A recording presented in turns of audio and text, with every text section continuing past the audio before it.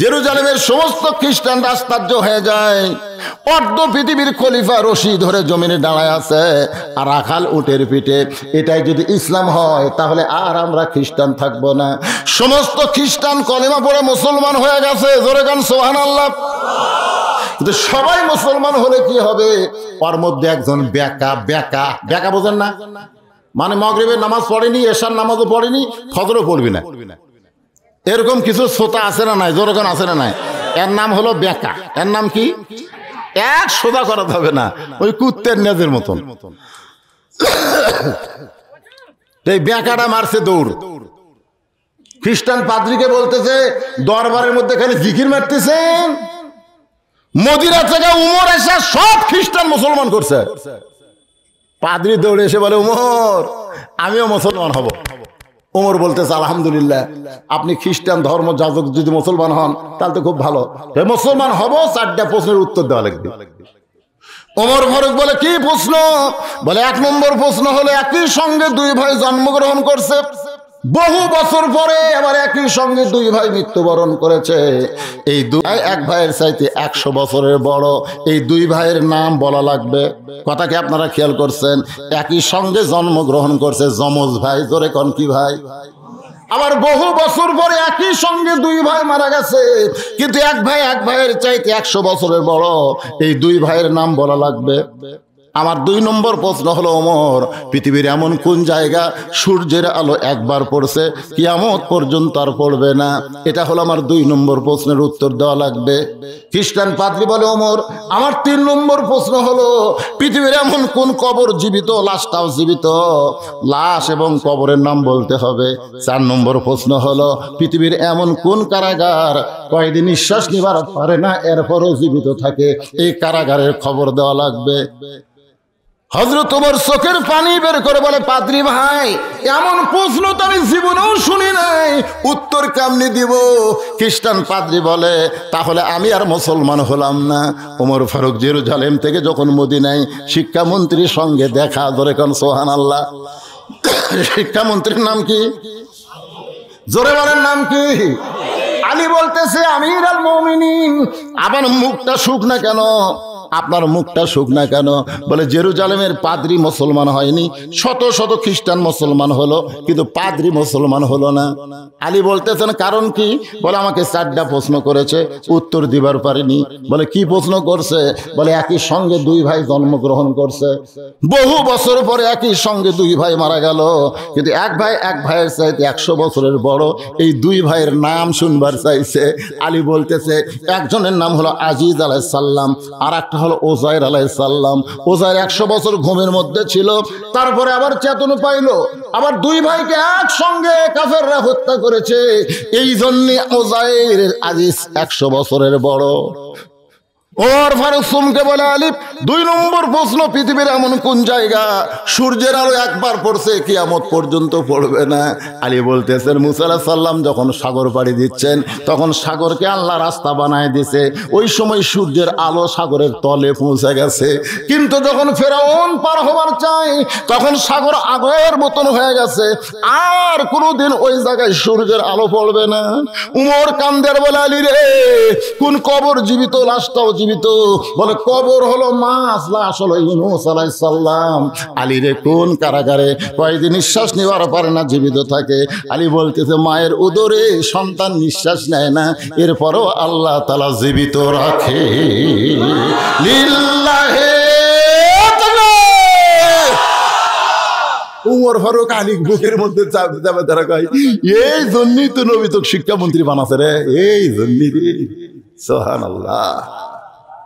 বেদুইন সাহাবী ছেলেকে কি বলতেছে, যাও, যদি আমাকে জেলখানা থেকে বের করবার চাও তাহলে উমরের কাছে কান্দা লাভ নাই, আলীর কাছে যাও। জোরে কোন, কার কাছে যাও? কারণ আমি যে 3টা ওয়াজ করছি, এই ওয়াজ কেউ বুঝবার পারবে না, একজনই বুঝবার পারে, তার নাম কি? হ্যাঁ, সে আলীর কাছে ছেলে এখন আসতেছে, আমাকে বলতেছে, হুজুর আপনি ওয়াজ করেন, অসুস্থ মানুষ যতক্ষণ পারেন, কিন্তু এই একটা গামছা পাখি আছে, এই গামছা পেটে রাখলে উসকুস করতেছে। হ্যাঁ, আপনারা কি সেদিন কয়েকদিন আগে আমি কাজীপুর কি আগে পাশে ছিলাম না, কি জায়গার নাম? রামসার কাজীপুর। আপনারা কোন তো আমি ওয়াজ করিনি কেরে, আমার বাসার গ্যারান্টি নাই, শেষ ওয়াজ করছি আর সেটি আমি ওয়াজ বাকি ঠিক যাবো।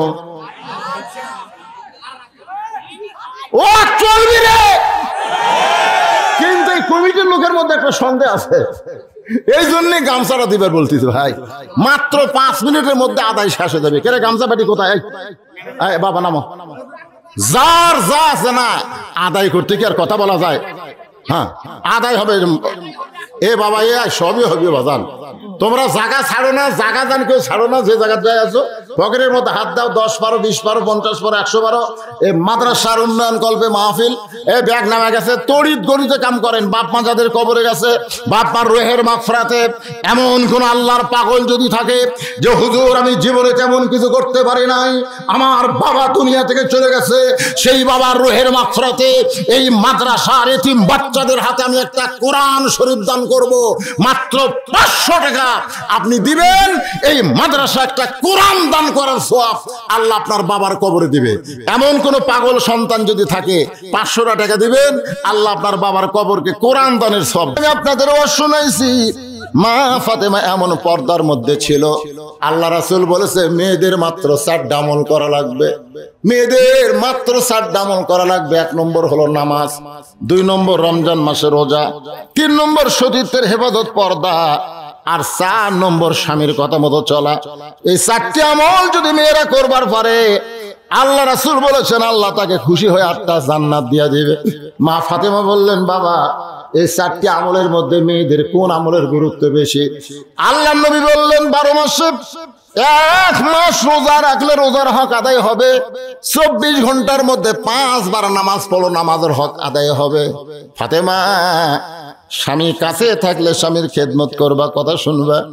ও ফাতেমা, কিন্তু সতীত্বের হেফাজত পর্দা করা এটার কোনো সময় নাই মা, এটা সব সময় ফরজ। সুবহানাল্লাহ কোন না কেন? সতীত্বের হেফাজত পর্দা করা কখন কখন ফরজ? এ জোরে কান। বুড়ি দাদি বোরকা পড়ছে, নাতনির গাওত নাই। দাদি বোরকা পড়ছে, নাতনির গাওত নাই। আপনার বলেন তো রাস্তার মানুষ কি দাদির দিকে তাকাবি না নাতনির দিকে তাকাবি? 50 বছর আমের গাছের গোড়াত বেড়া দিচ্ছে। একজনকে কে ভাই বেড়া দেশ করে? গরু ছাগল যদি খায়। কে গরু ছাগল তোর 50 বছর আমের গাছের দিকে তাকাবি না রে। বেড়া যদি দিবার চাষ ওদের লক লকা পাতা বাড়াছে, ওই ছোট গাছত বেড়া দে। জোরে কোন কথা ঠিক কি না? বেড়া মানে হলো পর্দা। তো বুড়ি মানুষ বোরকা না পড়লেও একটা বুড়েও তাকাবি না, বুড়ির দিকে তাকায়। আর সেই বুড়ি বোরকা পড়ছে, আর যেই যুবতী বোরকা পরা লাগবে লক লকা গাছ আর বেড়া নাই। আমি মায়েদের জন্য বলবো মা, যখন থেকে পরপুরুষ আপনার দিকে তাকায়া লুলুপ দৃষ্টি দিবে তখন থেকে আপনাকে হেজাবের মধ্যে থাকা লাগবে। হেজাব 7 বছর বয়স থেকে মেয়েরা হেজাব করবেন। হেজাবের ট্রেনিং নেবেন। আল্লাহ কোরআন কারিমের মধ্যে মা বোনদের ব্যাপারে বলেছেন অকরনা ফি বুয়ুতিকুন্না ওয়ালা তাবাররাজনা তাবাররুজাল জাহিলিয়াতিল উলা। এখন চলে আসেন, ওই ছোট বাচ্চা বেদুইন সাহাবী কিন্তু কারাগারে বন্দী। কারাগারে কি? আর ছেলেটা চলে যাচ্ছে হযরত আলীর কাছে। জোরে কোন কার কাছে? জোরে কোন আলী কি মন্ত্রী? এ আজকে মনে থোয়া লাগবে, 4টা মন্ত্রীর নাম মনে থবেন। ধর্মমন্ত্রী আবু বকর, ধর্মমন্ত্রীর নাম কি? আর আইন মন্ত্রীর নাম কি? জোরে এখন। আর অর্থমন্ত্রীর নাম কি? আর শিক্ষামন্ত্রী? মাশাআল্লাহ। দেখেন অর্থমন্ত্রী ওসমান গনি রে, আপনারা পকেটের টাকা থিয়া টাকা দিলেন না, টাকা থিয়া টাকা দিলেন না। আর অর্থমন্ত্রী ওসমান গনি কি কয়? সব টাকার মালিক আল্লাহ, আমি হলাম পাহারাদার, আমি হলাম পাহারাদার। নবীর কাছে গেছে এক সাহাবী গরিব, হুজুর কিছু দান করেন। আল্লাহ রাসূল কয় আমার কাছে নাই, তোকে একজনের কাছে পাঠাই যা। তো গেছে, সন্ধ্যার সময় দেখে সামান্য বাতির আলো বেশি, আলোর শোলটা টাইনা টাইনা ওসমান গনি কমাইতেছে। গরিব কয় হাই রে হাই, এর চাইতে বেশি আলো আমার বাড়ির জ্বলে, এই কৃপণ বলে দান করবে, দরকার নাই। নবীর কাছে গিয়া বলে হুজুর আপনি দিবার পারেন না, ঠিক আছে, কিন্তু ওর কাছে কেন পারাছেন? সামান্য আলো বেশি শোলটা কেন কমাই?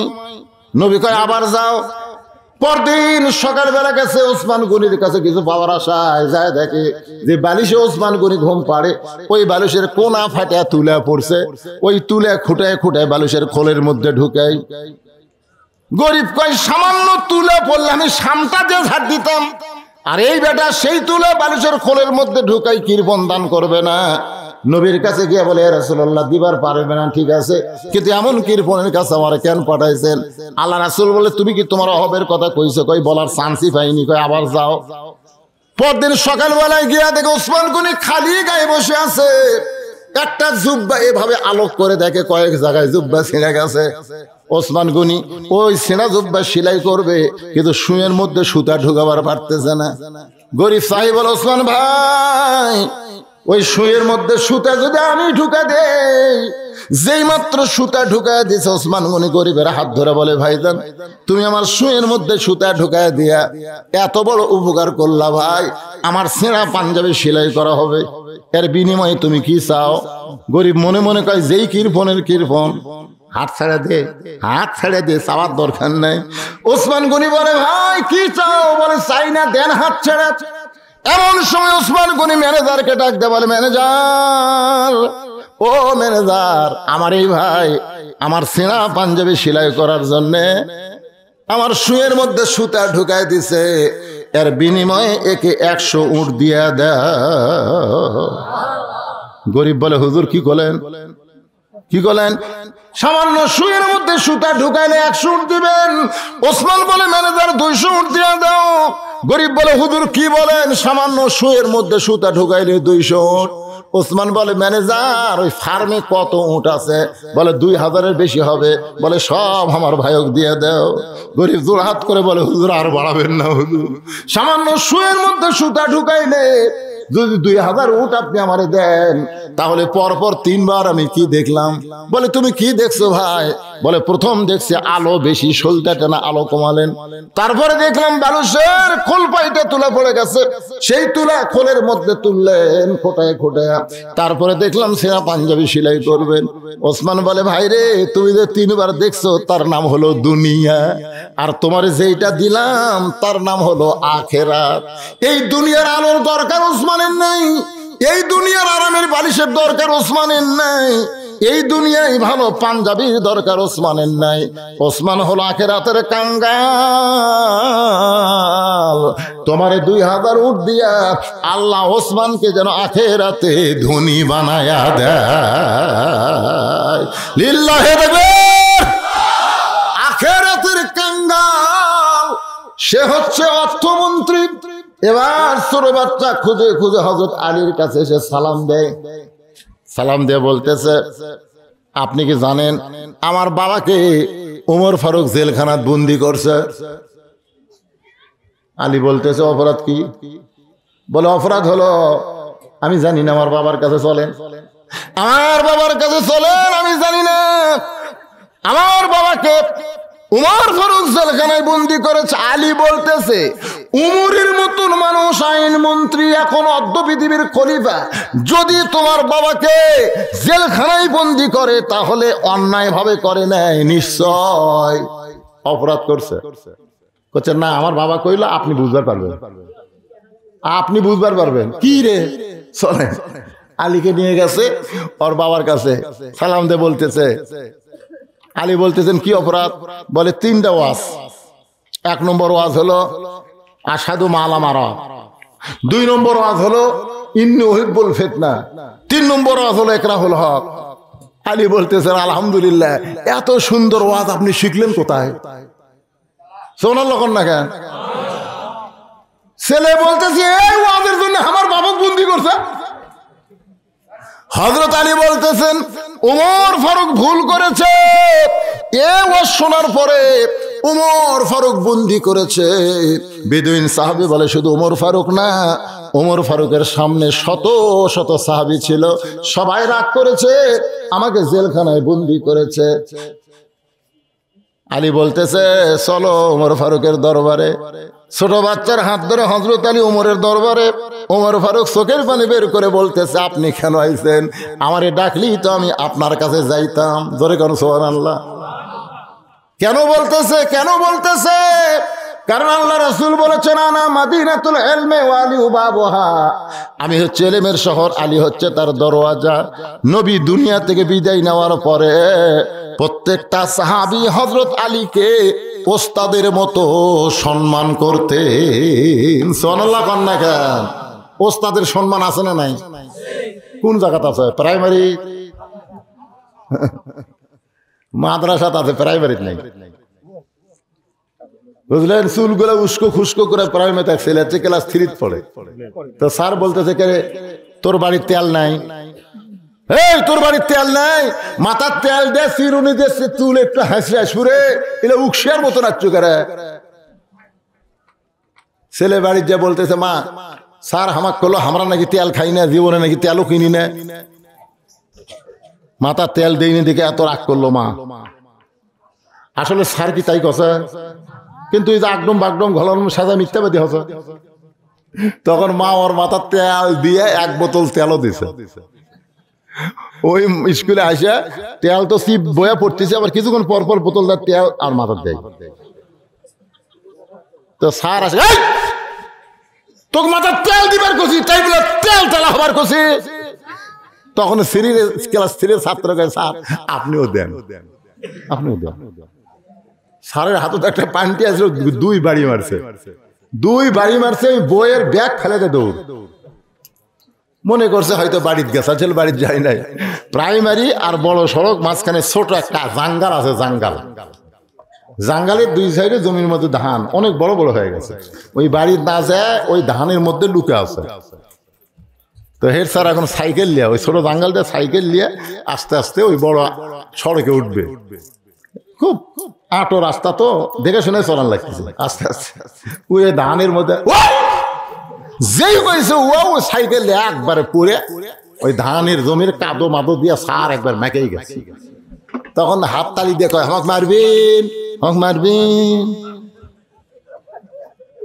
আইরে আইটিয়ে না এ ভরা দিয়ে না লে গেল বল মাসে, তাই না দেখা বদর নাচে। এই শিক্ষা যারা দিবে তাদের ছাত্র কোনদিন শিক্ষককে তেমন সম্মান করবে না। কিন্তু নুমান ইবনে সাবিত মাদ্রাসায় ওস্তাদ তাকায় দেখে পায়ের মধ্যে জুতা নেই। মরুভূমির মাদ্রাসায় খালি পায়ে আসতে তোর যে কষ্ট হয়, মাদ্রাসা ছুটি হলে তুই আমার কামরায় যাবি। মাদ্রাসা ছুটি হলে নোমান কামরায় যায়।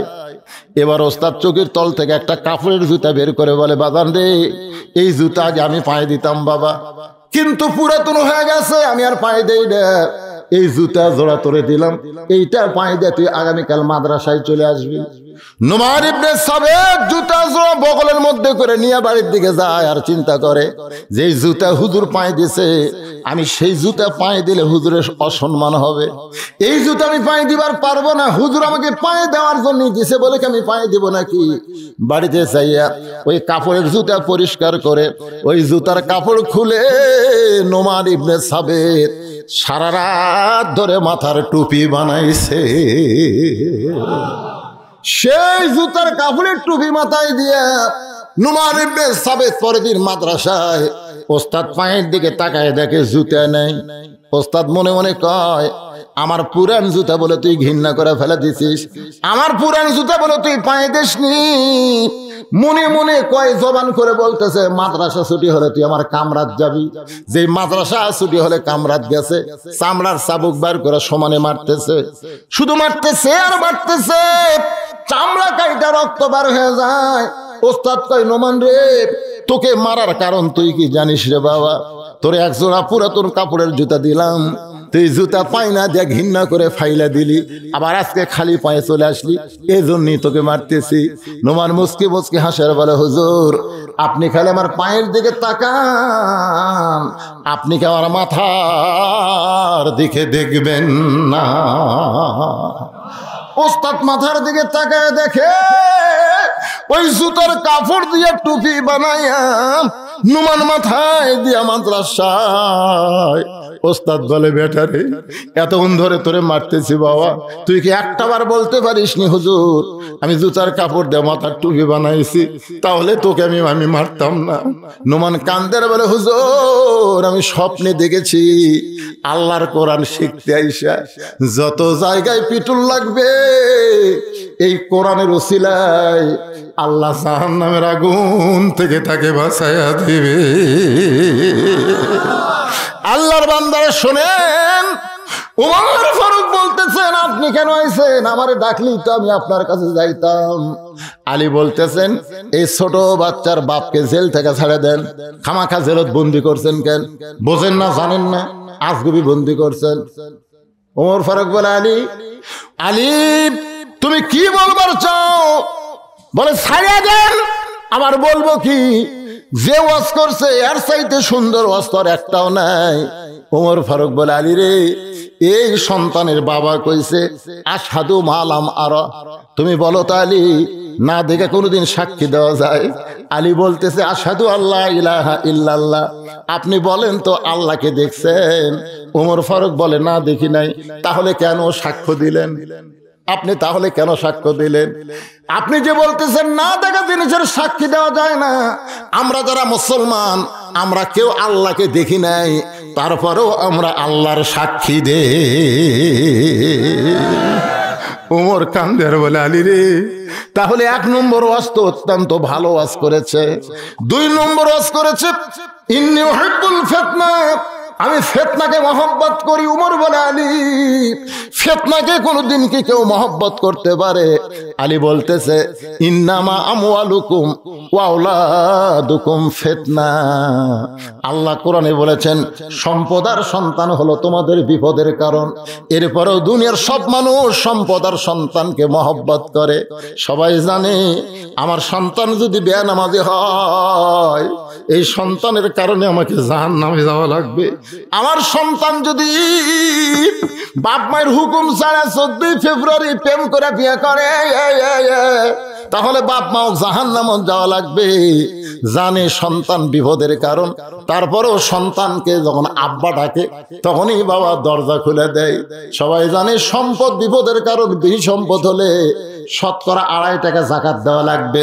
জোরে বলেন কথা ঠিক কিনা? যদি 1000 টাকা হয় 25 টাকা দেওয়া লাগবে। 1 লাখ টাকা হলে 2.5 দেওয়া লাগবে। 1 কোটি হলে 2.5 লাখ টাকা দেওয়া লাগবে। 100 কোটি টাকা হলে 2.5 কোটি টাকা জাকাত দেওয়া লাগবে। এই জাকাত না দেওয়ার কারণে এই সম্পদ আর এই সন্তান বিপদে থাকার কারণে সেটা একটা বিপদ ফিতনা হয়ে গেল। আল্লাহ বলেছে ইন্নামা আমওয়ালুকুম ওয়া আওলাদুকুম ফিতনা, তোমাদের সম্পদ এবং তোমাদের সন্তান বিপদের কারণ। এরপরও তোমরা সন্তান আর সম্পদকে মহব্বত করো। করে না? করে না? পকেটের টাকা নাই, টাকা 500 থাকতেও কিন্তু কোরআন শরীফ নিল না।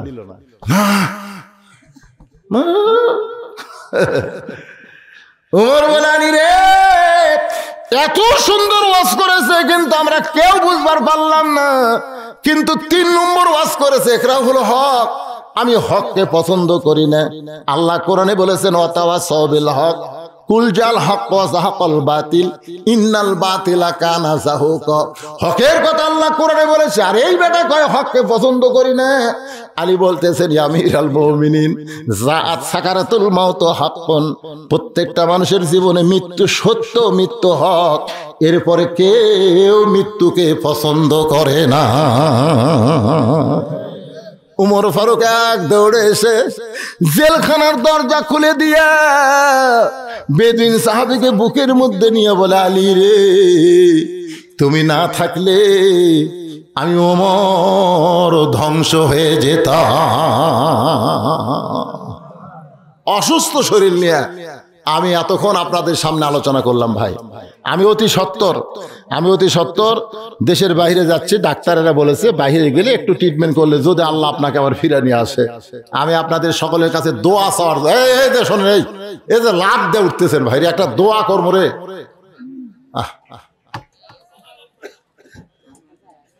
দয়া নাই তো, খালি ওয়াজ শুনবেন। চালান হুজুর, এই চালান কইটা যে অবস্থা, চালান হুজুর। ইস্তেগফার পড়ে আস্তাগফিরুল্লাহ পড়েন, আস্তাগফিরুল্লাহ, লা হাওলা ওয়ালা কুওয়াতা ইল্লা বিল্লাহ। কি ভাই? হ্যাঁ আচ্ছা ঠিক আছে, আগামী 25শে ফেব্রুয়ারি এখানে জায়গার নাম হচ্ছে মাদনগরে মাহফিল হবে। মুফতি আরিফ বিল্লাহ আসতেছে, আপনারা সকলে যাবেন 25শে ফেব্রুয়ারি। আল্লাহুম্মা আমিন। আল্লাহুম্মা আনতাস সালাম ওয়া মিনকাস সালাম, তাবারাকতা ইয়া যাল জালালি ওয়াল ইকরাম। আয় আল্লাহ তাআলা, আজকে আচ্ছা ঠিক আছে, সবার জন্য দোয়া হবে।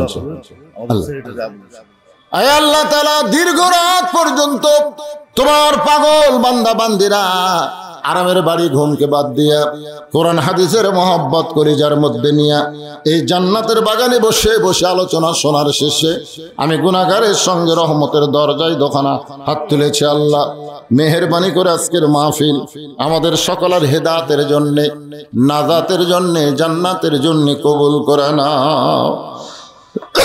আল্লাহ আজকের এই মাহফিল করতে গিয়া তোমার কত বান্দারা কত টেনশন, কত চিন্তা করেছে যে আমি হয়তো আসতে পারবো না। হিউমার সরাই ছিল, আমাকে গ্রেফতার করছে। আবার অনেকে বলেছে অসুস্থ, আমি অনেক মাহফিল এবার করতে পারতেছি না।